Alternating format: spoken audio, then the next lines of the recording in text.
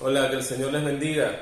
Bienvenidos al canal Los Hermanos. Esperamos que todas nuestras clases les hayan sido de provecho, o por lo menos alguna de nuestras clases que hayan visto. Hoy vamos a seguir en el tema sobre los atributos de Dios. Vamos a seguir estudiando un poco de la doctrina de Dios. ¿Quién es Dios?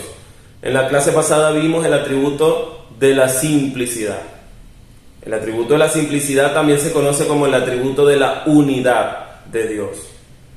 Lo vimos por encimita, pero es que generalmente la mayoría de las clases que vamos a ver acá son por encimita, porque simplemente es como una introducción a lo que es esas ramas de la teología. No buscamos profundizar de manera exhaustiva en los temas, aunque pueden haber temas donde lo podamos hacer. Sin embargo, yo tengo que limitarme a la capacidad que Dios me ha dado, y yo no soy uno de esos grandes teólogos.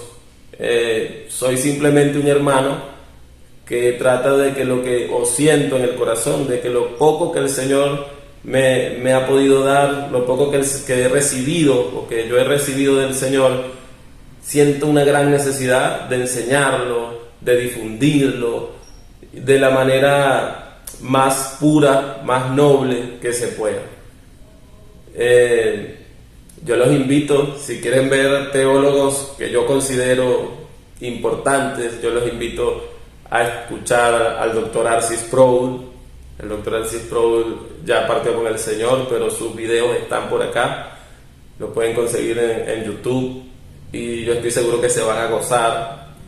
Pueden escuchar a Jonathan Edwards, también lo pueden escuchar por acá, teólogo por allá aproximadamente del siglo XVII, XVIII, por allí. Charles Spurgeon, hace 200 años, y así pueden escuchar a Martin Lloyd-Jones, a cada uno de esos sí son grandes teólogos, o considero yo, y que han sido de gran bendición para mi vida. Y bueno, parte de lo que yo les enseño acá lo he aprendido primeramente del Señor, pero no, como le digo, no, como le dije en la clase pasada, generalmente lo que vamos a hablar acá son doctrinas históricas. Yo jamás les voy a enseñar algo que haya aprendido o que haya yo visto en la Biblia únicamente, que yo lo haya visto de esa manera, que yo le diga a usted, el Señor me acaba de revelar esto nuevo que nunca fue revelado a nadie. No, Dios me libre de eso. Siempre les voy a enseñar doctrinas que fueron reveladas a los santos apóstoles del Señor en el siglo I, y que ellos se la enseñaron a sus discípulos, que hoy nosotros conocemos como los padres apostólicos, y así ellos se lo enseñaron a sus discípulos, y así pasó la doctrina apostólica a través del devenir de la iglesia hasta nuestros días. Y yo no quiero más que creer y consolidarme en esas doctrinas. No aspiro yo a tener una doctrina nueva ni una revelación nueva.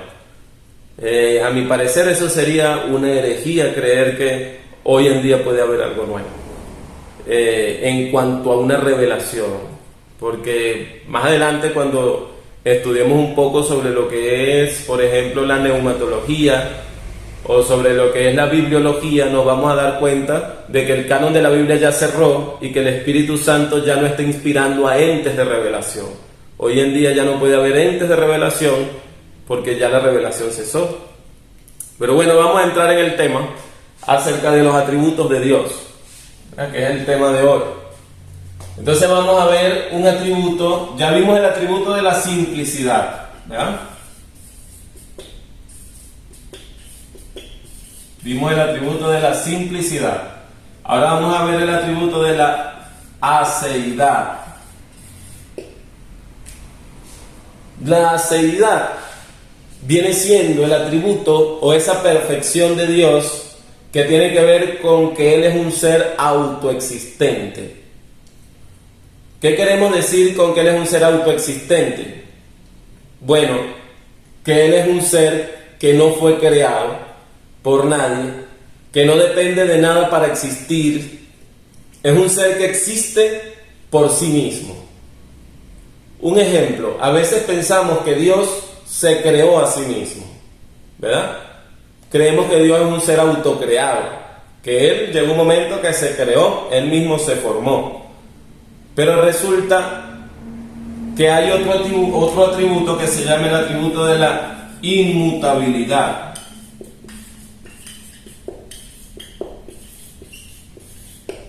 Para que Dios sea Dios, el Dios que conocemos en la Biblia, es imprescindible que tenga esta perfección, que sea inmutable. Esto quiere decir que jamás cambia en su naturaleza. Siempre es como es. No puede ser mejor ni puede ser peor. Entonces, si decimos que Dios se autocreó, ¿verdad? Entonces ya Dios no tiene aceidad, porque su aceidad va ligada a la inmutabilidad. O sea, ya Él tendría entonces una existencia que va cambiando o que va mejorando, una existencia que va evolucionando, y Dios no puede evolucionar, porque Dios fue y siempre será el mismo, hoy, mañana y siempre, desde la eternidad hasta la eternidad. Dios, además de ser simple, que dijimos que tiene que ver con que no es un ser compuesto, entonces también es autoexistente. Es decir, que ese ser simple, que no tiene partes, sostiene su propia existencia. Y no solo eso, sino que en su perfección de la aceidad, Él sostiene todo lo que existe. Por ejemplo, hay un versículo que dice que Dios llama las cosas que no son como si fuesen.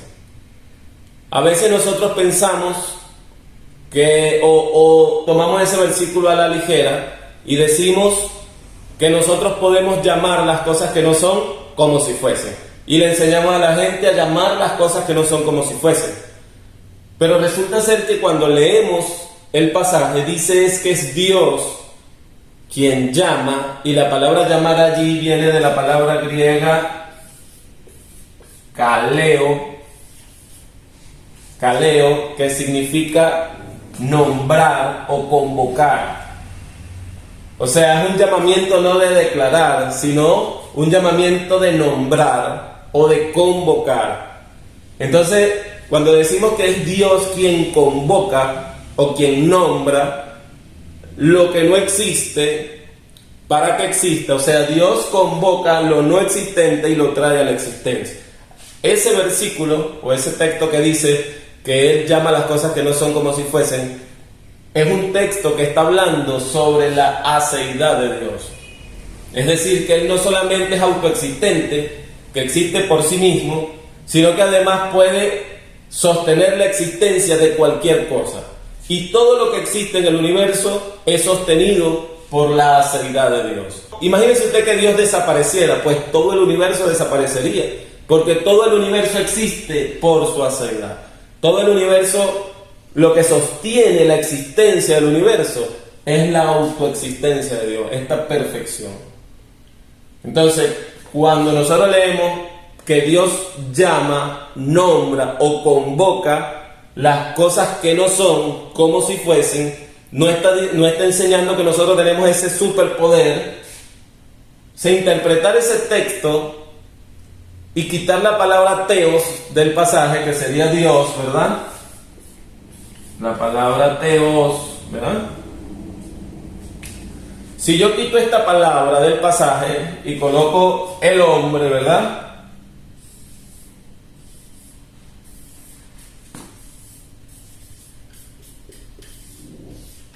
Nosotros quitamos. Si yo interpreto que yo puedo llamar las cosas que no son como si fuesen, entonces estoy quitando la palabra teos del pasaje de Romanos y estoy colocando la palabra antropos, que sería que el hombre entonces puede llamar las cosas que no son como si fuesen. Y entonces eso sería ya quitar o agregarle a la palabra. Y ya sabemos lo que dice, que quien le quita y quien le agrega la palabra. Y yo sé que hay muchos cristianos nobles, cristianos sinceros, que han utilizado este versículo de esta manera. Yo creo que hasta yo mismo en un pasado muy lejano, también lo llegué a usar así, porque a veces nosotros repetimos y repetimos y repetimos lo que escuchamos y no nos cercioramos si realmente es lo que quiere decir el texto. Si vemos el contexto de este pasaje, el Señor está enseñando, está hablando de Abraham, que no podía tener hijos y que ya en ese sentido su esterilidad estaba estéril. O sea, su capacidad de tener hijos estaba muerta, tanto para él como para su esposa. Entonces dice que Abraham creyó aún que Dios podría darle vida a los muertos. Y por eso es que utiliza esta palabra kaleo, o sea que Dios llama o nombra lo que no existe, lo que no es, y lo trae a la existencia. Entonces por eso dice que es Dios quien llama las cosas que no son como si fuesen. Y cuando Él las llama, entonces vienen a la existencia. Así como Abraham ahora pudo tener hijos y Sara. Entonces la aceidad de Dios, desde un panorama breve, tiene que ver no solamente con que Dios tiene la capacidad en sí mismo de autoexistir desde siempre y para siempre, sino que además habla de que todo lo que existe sostenido por esta perfección de Dios. Todo lo que existe depende de la aceidad de Dios. Entonces, es importante conocer estos atributos, porque fíjense que si yo no conozco el atributo de la aceidad, me consigo con este pasaje y entonces lo malinterpreto, no me doy cuenta de que ahí lo que está hablando es de la aceidad de Dios, de esa perfección que solamente Dios tiene y que además es un atributo incomunicable, es decir, que ningún otro ser lo puede tener, ni siquiera Dios mismo puede transferir este atributo a otro ser, porque al transferir este atributo a otro ser, entonces este otro ser sería existente por sí mismo, y eso sería imposible porque todos los seres fueron creados por Dios. Entonces la aceidad es un atributo que solamente Dios, el Ser Supremo, posee. Es una perfección, y no es que Él tiene aceidad, no, Él es aceidad en su totalidad. Eso ya lo vimos cuando hablamos de la simplicidad, que estudiamos que Dios no tiene amor, Dios no tiene luz, no, Dios es amor, Dios es luz, Dios no tiene vida, Dios es la vida.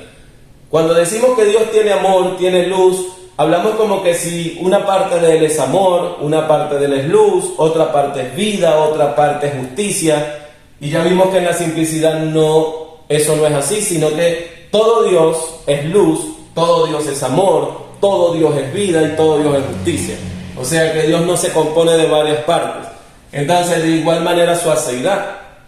Todo Dios tiene aceidad. O sea, todo Dios ejerce esta perfección en su naturaleza de existir por sí mismo. Y no solamente eso, sino que esta aceidad aplica para todas sus demás perfecciones. Todas sus perfecciones existen por sí mismas, porque todos los atributos de Dios son igual a Dios. Es decir, que Dios es sus atributos y sus atributos son Dios. Entonces, cuando hablamos de la inmutabilidad, estamos hablando de que en Dios no hay cambio, de que en Dios no hay variación, de que Él no puede ser mejor de lo que es y tampoco puede ser peor de lo que es. Simplemente lo que Él es, ha sido y será siempre.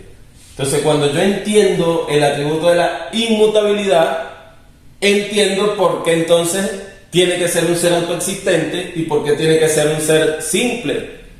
Porque si no fuese simple, entonces no fuese inmutable. Si no fuese simple, entonces no existiría por sí mismo.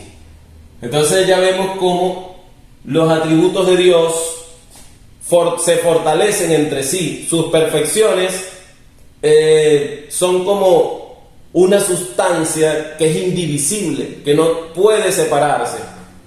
Entonces, entender los atributos de Dios, sobre todo los atributos incomunicables, nos enseña a no tener contradicciones teológicas.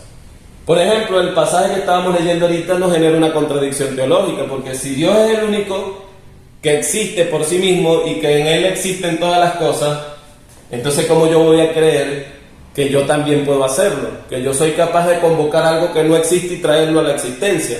Eso solamente lo podría hacer alguien que tuviese la aceidad esta perfección que solamente Dios tiene. O por ejemplo, si yo no estoy claro en que Dios es inmutable, entonces yo puedo creer, por ejemplo, que Dios puede tener un plan que creó desde antes de la fundación del mundo, y yo simplemente con arrodillarme a orar, yo puedo hacer que Dios cambie todos sus planes.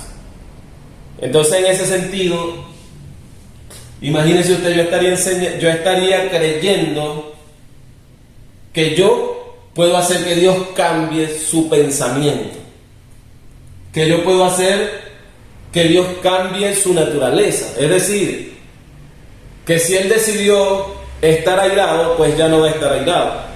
Que si Él decidió lo que Él haya decidido, pues yo soy capaz de cambiarlo. Por ejemplo, yo le voy a dar un ejemplo. Ahí tenemos al siervo Job. El siervo Job, él jamás dudó de que todo lo que le estaba pasando, en todo lo que él vivió, Dios no estuvo ausente, Dios no estuvo en ignorancia. Job sabía que todo lo que pudiese existir para él dependía de la ceguera de Dios. Job sabía que Dios era inmutable, que jamás Dios iba a cambiar una posición a menos que fuese por su propio consejo, no por un consejo humano. Entonces, ¿qué hizo Job? Simplemente esperó y confió en que si Dios era quien había formulado un plan para su vida, pues su final iba a ser bueno, su final iba a ser de bendición. Y esa es la confianza que nosotros debemos tener en Dios. Cuando yo voy a orar, yo puedo pedirle a Dios lo que yo quiero. Por ejemplo, si mi mamá está enferma, yo puedo pedirle: Señor, yo vengo delante de ti porque sé que no hay nadie que me pueda ayudar, sino solamente tú. Solamente tú tienes el poder para hacer este milagro de sanar a mi mamá. Tú eres todopoderoso. Pero como dijo el Señor Jesucristo, que se haga tu voluntad y no la mía. Porque así como sé que tienes el poder de sanarla, también sé que tienes todo el poder de llevártela. Entonces, de esa manera, humillándome ante todo el poder de Dios y sabiendo de que Dios no va a cambiar sus planes por mi consejo, sino que Él tiene su propio consejo y obedece su propio consejo. Pero lo que sí puede pasar es que Dios en su propio consejo, desde antes de la fundación del mundo, haya anticipado a que el Espíritu Santo me iba a llevar a mí a orar, y esa oración Dios la iba a usar como un mecanismo para sanar a mi mamá. Entonces, en ese sentido, no es que Dios cambió su consejo, no, sino que su consejo era que yo iba a ser movido por el Espíritu Santo a fe, a arrodillarme, a orarle a Él para que mi mamá fuese sana. O como también puede ser que yo sea movido por el Espíritu Santo a orarle a Él para que mi mamá sea sana y mi mamá parta con el Señor. Pero entonces en ese caso me toca a mí saber que fue Dios, que es el único que tiene poder sobre la vida y sobre la muerte. De que si Él hubiese querido sanarla, la hubiese sanado. Pero yo no puedo hacer que Dios cambie según mi propio consejo, sino que Dios tiene su propio consejo y su consejo es inmutable, su consejo existe por sí mismo y su consejo no se compone de partes, su consejo tiene una sola naturaleza y esa sola naturaleza son todos sus atributos.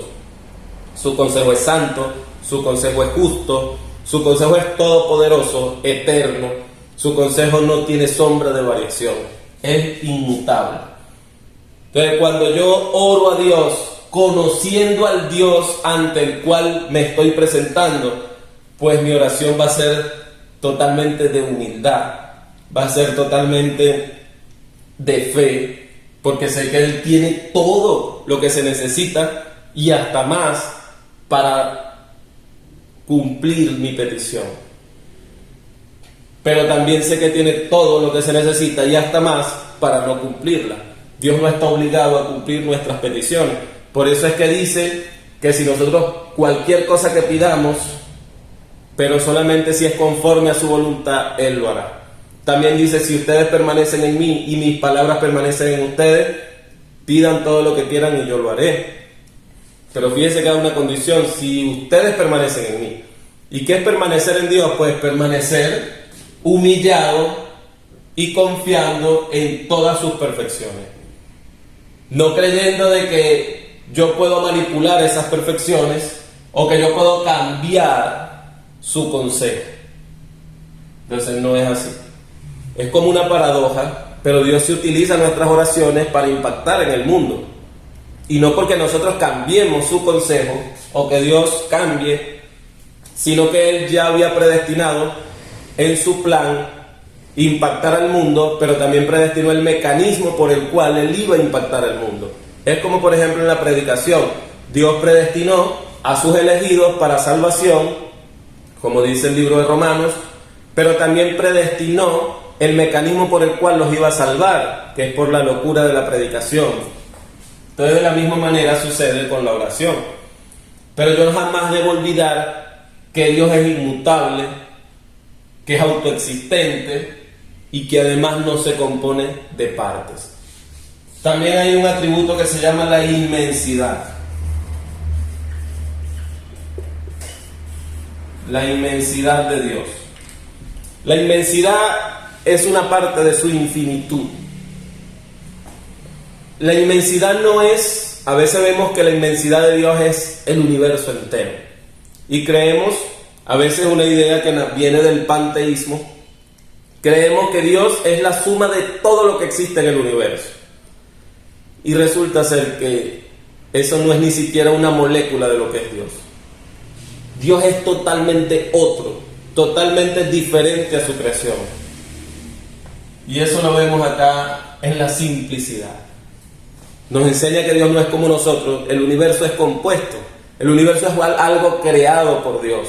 El universo tiene un inicio, tiene una partida de nacimiento, tiene un origen, y Dios no.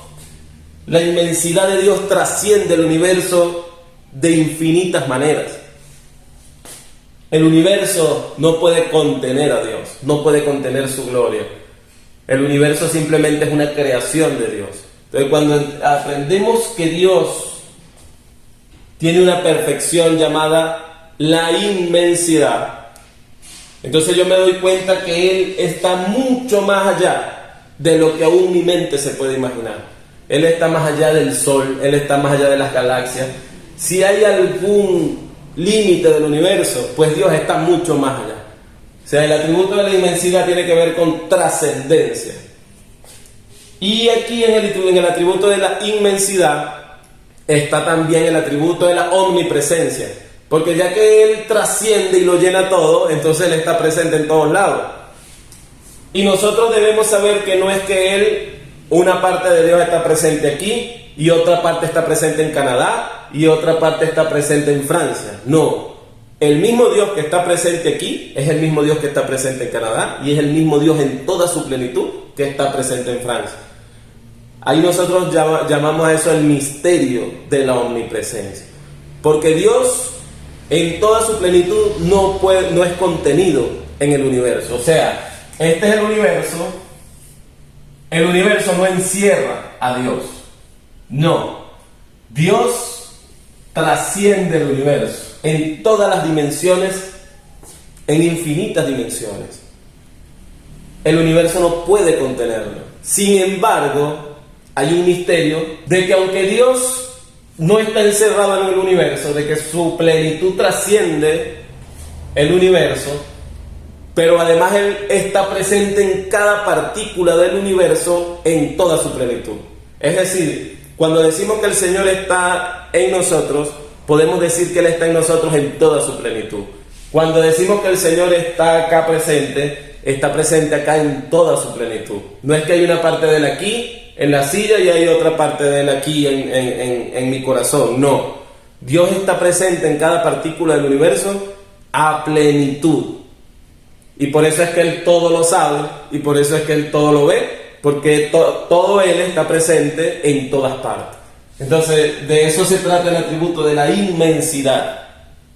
No solamente de que Él es grande, de que Él es inmenso, sino que además está presente en todas partes, de manera infinita y de manera plena. Acá también se habla de la inmanencia. Es decir, la inmanencia es que todo Dios, de que Dios está inmanente en cada partícula del universo, está presente, lo llena todo. Entonces eso es lo que se llama la inmanencia de Dios. Pero no solo llena todo con pequeñas partículas de Dios, sino que lo llena todo con la plenitud de Dios, con todas sus perfecciones. ¿Ok? Vamos a dejarlo hasta acá. Entonces vimos la seidad, la inmutabilidad y la inmensidad, que tiene que ver con la omnipresencia y con la inmanencia.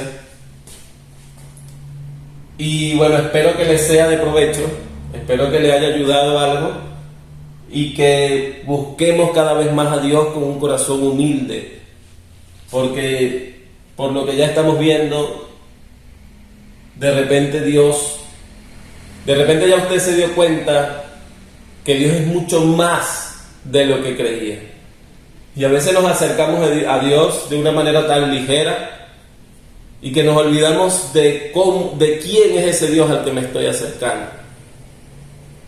Aunque es cierto que tenemos un camino libre que abrió Jesucristo en la cruz del Calvario, pero Dios sigue siendo el mismo.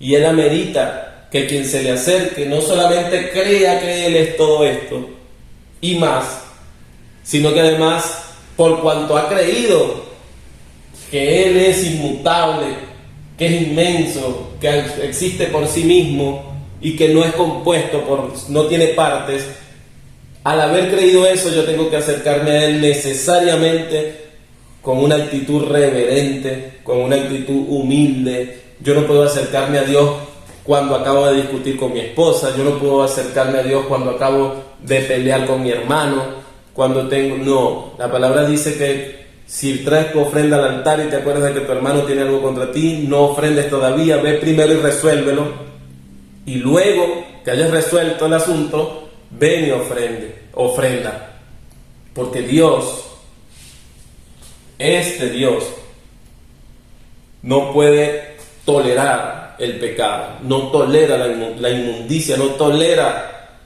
la injusticia. Entonces sí tenemos una entrada libre a la presencia de este Dios, pero es importante de que realmente estemos permaneciendo en las palabras del Señor Jesucristo. Si ustedes permanecen en mí, mis palabras permanecen en ustedes, entonces podrán pedir y se os dará. Entonces, para que las palabras de nuestro Señor Jesucristo permanezcan en nosotros y nosotros permanecer en el Señor Jesucristo, tenemos que tener la misma actitud que tuvo Él en todo su ministerio y en la cruz del Calvario. Cuando se arrodilló a orar en el Getsemaní, le dijo: Padre, si es posible, pasa de mí esta copa, pero que no se haga mi voluntad sino la tuya. Esa es la actitud, hermano, con la que nosotros, es la única actitud con la que debemos acercarnos a este Dios inmenso. Una actitud reverente, una actitud sabiendo que Él tiene el poder para hacer lo que quiera y que jamás va a cambiar su consejo por el mío. Entonces espero que le haya sido de provecho. Que el Señor les bendiga.